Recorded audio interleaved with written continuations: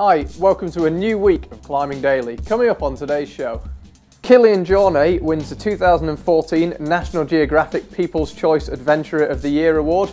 We have a terrifying video of Alex Honnold's latest big solo.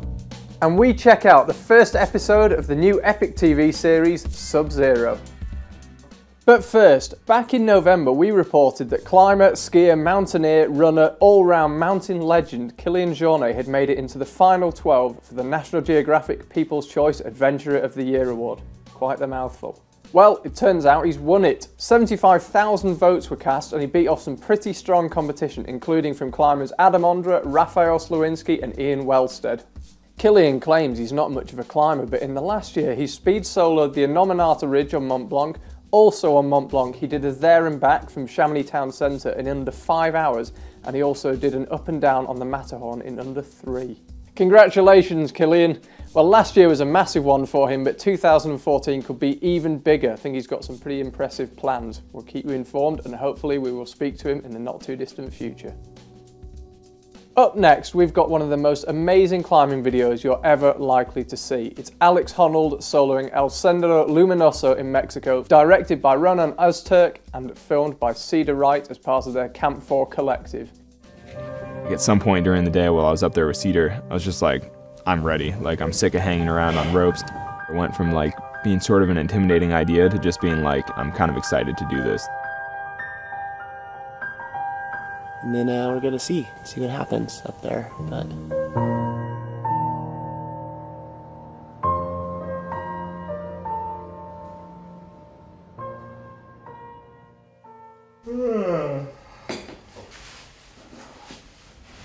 good day. Yeah, has anybody stepped outside? How was it?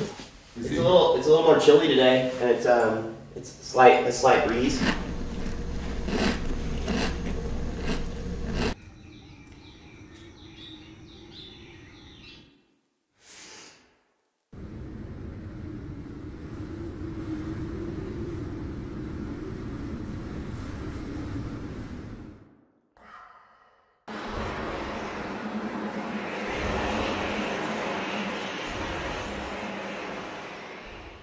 The route is 500 metres long and the crux pitch weighs in at 7B plus 512C in American money.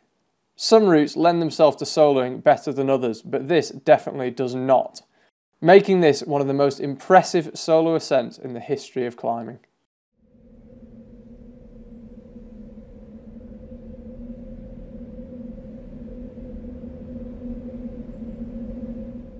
That is the sort of stuff that gives me nightmares. To finish, we've got a snippet from the first episode of the new EpicTV series Sub-Zero, which follows some of Canada's best ice climbers. Up first, it's the Professor, Raphael Slawinski. Enjoy. I think what physics and in general my background as a scientist does is it gives me an analytical mindset. There may be times when, for whatever reason, I'm scared or not into something.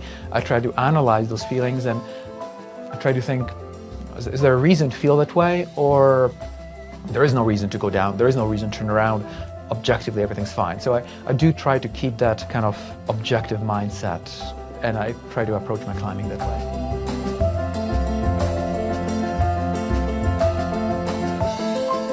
Because I've been climbing for a while, and I'd like to keep climbing for a while, I try to limit my exposure to the really big risks. The more I climb, the less I'm afraid of falling, the more I'm afraid of things that might fall on me. So, for example, something like climbing under seracs. I've done a bit of that, but on the whole, I try to avoid that because you'll get away with it once, twice, 3 times, but if you keep doing it, it'll catch up to you. The general public perceives as the risks in climbing are generally not the actual risks. So people will see a sport climber on some giant overhang and they'll say that's crazy. Whereas in fact, it's about as safe as it gets.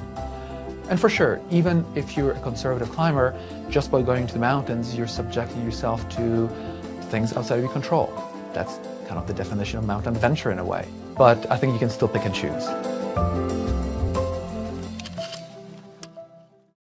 Climber Mina Leslie Wojastik has been over in Hueco Tanks, Texas, and she's been getting some pretty impressive routes done. Mina's really been working away.